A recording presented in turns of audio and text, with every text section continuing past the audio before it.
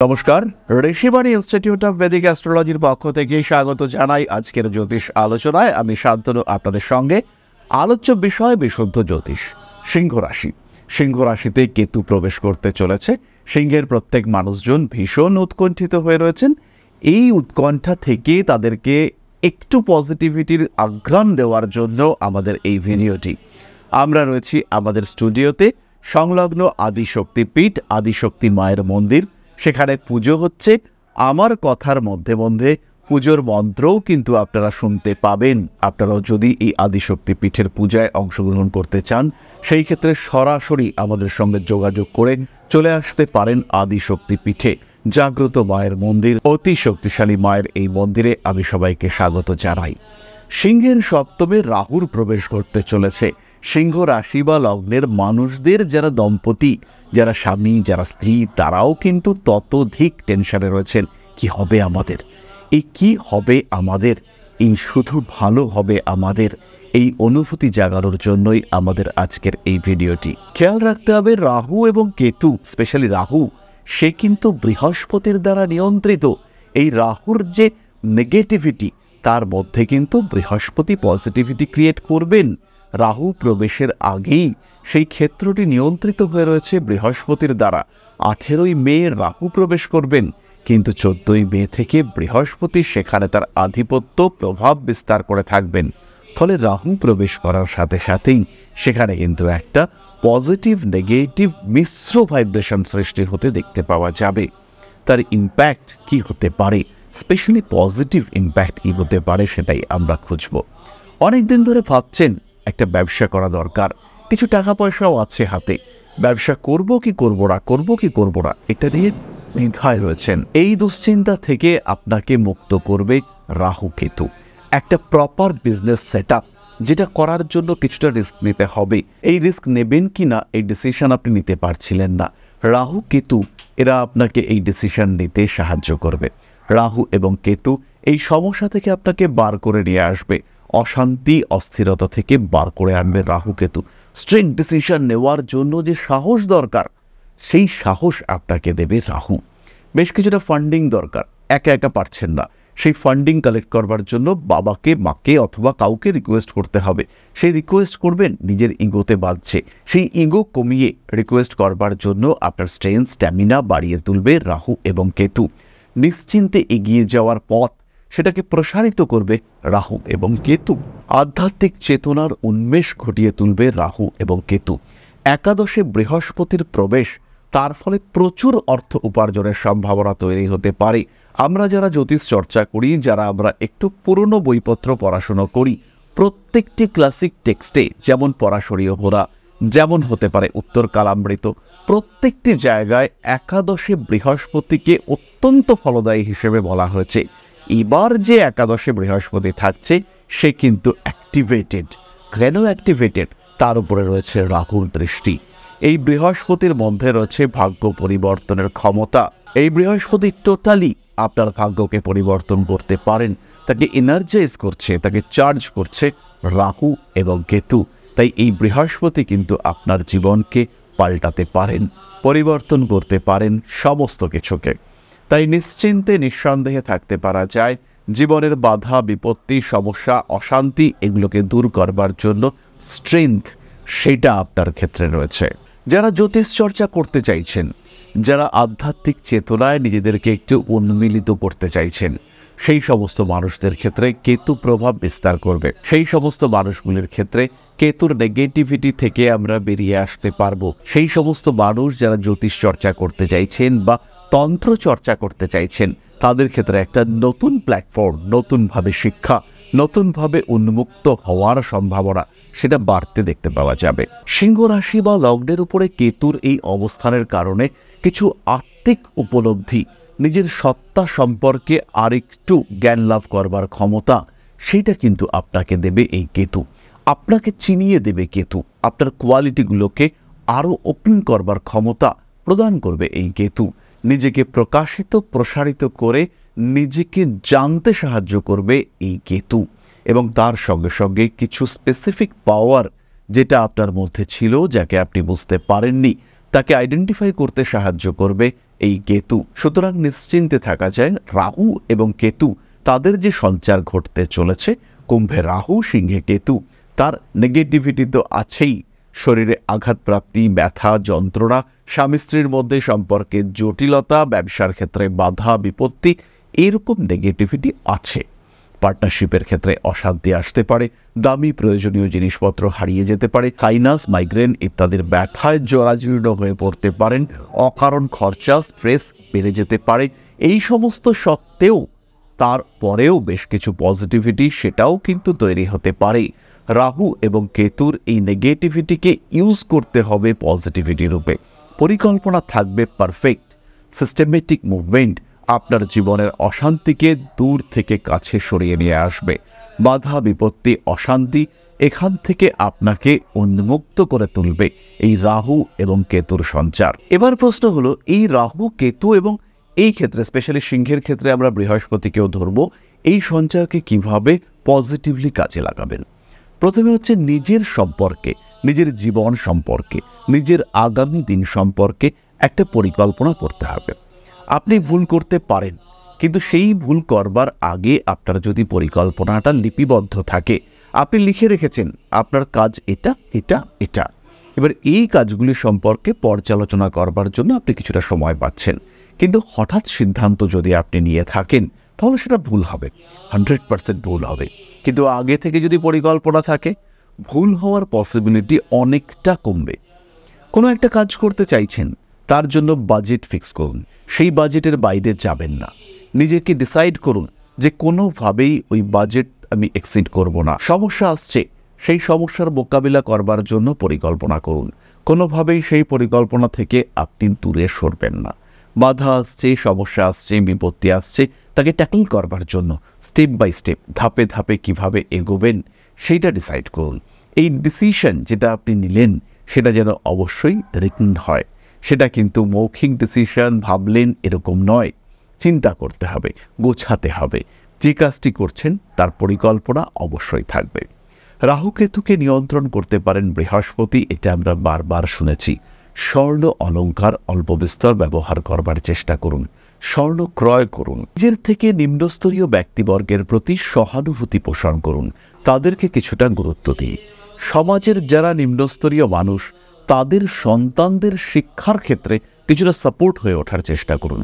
হতে পারে আমাদের যারা আশেপাশে মানুষজন রয়েছেন, যারা পরিষ্কার সংক্রান্ত কার্যাবলীর সঙ্গে যুক্ত, যারা মিউনিসিপ্যালিটি বা পঞ্চায়েতে পরিষ্কার পরিচ্ছন্নতা বজায় রাখার দায়িত্ব নিয়েছেন, তাদের বাড়ির যে সন্তান রয়েছে তাদের বইপত্র কিনে দিতে পারেন।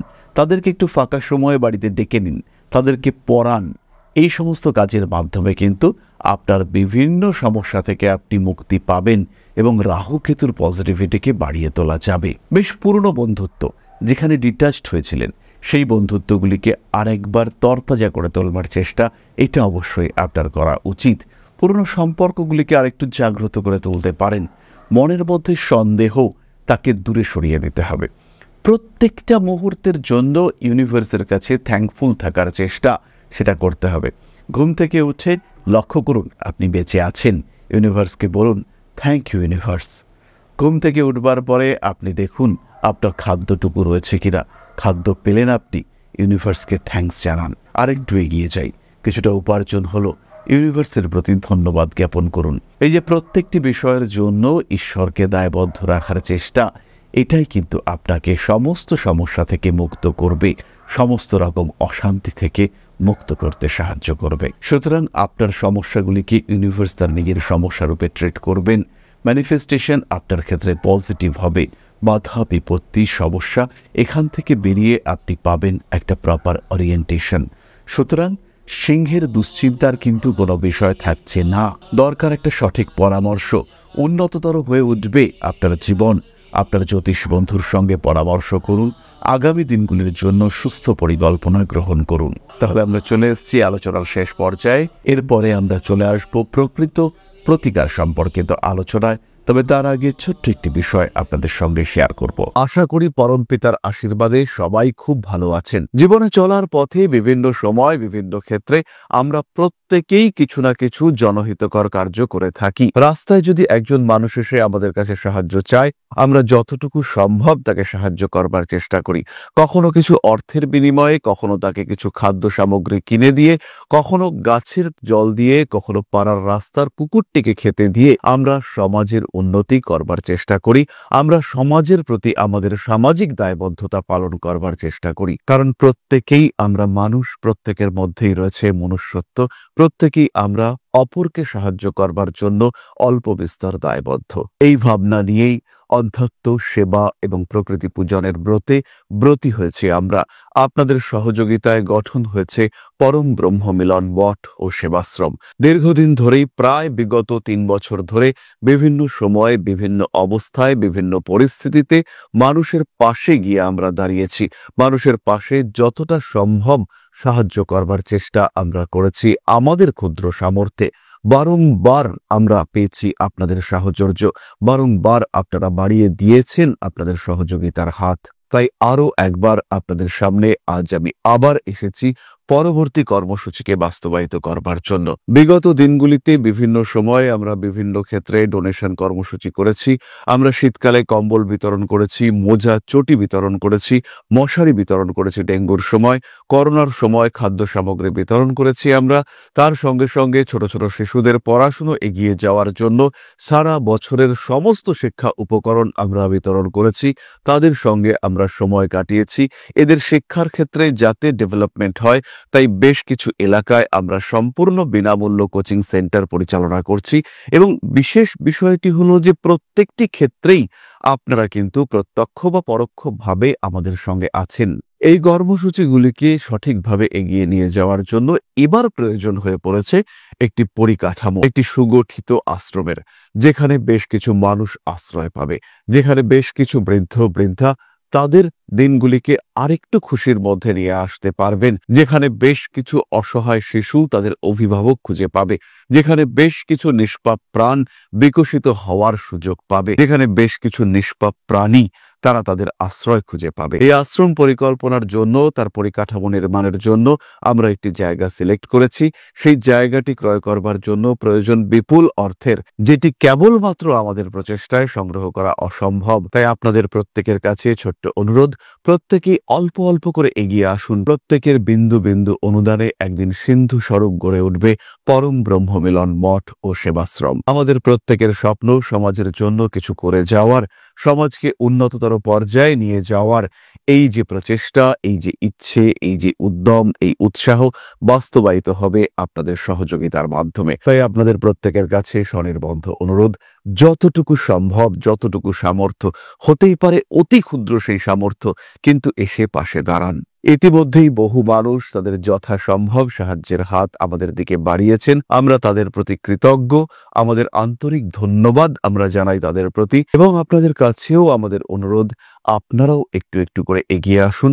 সবাই যদি অল্প অল্প করে এগিয়ে আসি, তাহলেই কিন্তু বিরাট কোনো স্বপ্ন বাস্তবায়িত হতে পারবে। সকলেই যদি অল্প অল্প করে এগিয়ে আসি, তাহলেই কিন্তু বিরাট এই মহান কর্ম বাস্তবায়িত হতে পারবে। একদিন আমার আপনার প্রত্যেকের স্বপ্ন পরম ব্রহ্ম মিলন মঠ ও সেবাশ্রম আধ্যাত্ম সেবা এবং প্রকৃতি পূজনের এই মহান দায়িত্ব নিয়ে এগিয়ে আসতে পারবে, একটি জায়গা তৈরি করতে সক্ষম হবে। সবাইকে জানাই অগ্রিম ধন্যবাদ এবং শুভেচ্ছা। সবাই খুব ভালো থাকবেন। নমস্কার। তাহলে এবার আমরা চলে আসি প্রতিকারের আলোচনায়। সিংহ রাশি বা লগ্নের মানুষরা ধারণ করুন 3টি 5মুখী রুদ্রাক্ষ। আরও একবার বলি, 3টি 5মুখী রুদ্রাক্ষ অবশ্যই কণ্ঠে ধারণ করবেন। ধারণ করার যে সুতোর মাপ, সেটা এমন হবে যে নিচের রুদ্রাক্ষটি সেটি আপনার ডায়াফ্রাম অর্থাৎ বক্ষ এবং উদর গহ্বরের ছেদবিন্দু সংযোগস্থল পর্যন্ত নিচে নামবে। দ্বিতীয়ত যে বিষয়টি ধারণ করবেন সেটি হলো সানস্টোন ব্রেসলেট। তৃতীয়ত সিট্রিন ব্রেসলেট এবং তার সঙ্গে সঙ্গে মহামৃত্যুঞ্জয় মন্ত্র, হনুমান চালিসা আপনাকে পাঠ করতে হবে। প্রতিদিন অবশ্যই ইষ্টমন্ত্র, গুরু মন্ত্র পাঠ করবেন। সমস্যা যাই আসুক না কেন, মন্ত্র পাঠে কিন্তু কোনো বাধা নেই। ঈশ্বরকে স্মরণ করায় কিন্তু কোনো বাধা নেই। সমস্যা বড় কথা নয়, সমাধান বড় কথা। সমস্যা আসবেই, খুঁজে বার করতে হবে সমাধান সূত্র।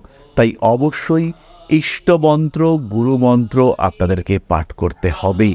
বাধা বিপত্তি প্রশমিত হবে। সঙ্গে রয়েছে মা আদিশক্তির আশীর্বাদ। এই মুহূর্তে আপনারা শুনতে পাচ্ছেন ধীরভাবে মায়ের পুজোর মন্ত্র আপনাদের কানে ভেসে আসছে। মা আদিশক্তি রয়েছেন প্রতি মুহূর্তে আপনাদের সাথে। তাই সুস্থ থাকুন, ভালো থাকুন। মা শ্রী শ্রী আদিশক্তির কৃপায় আরও আরও আরও সমৃদ্ধ হয়ে উঠুক আপনাদের জীবন। জয় মা আদিশক্তি। নমস্কার।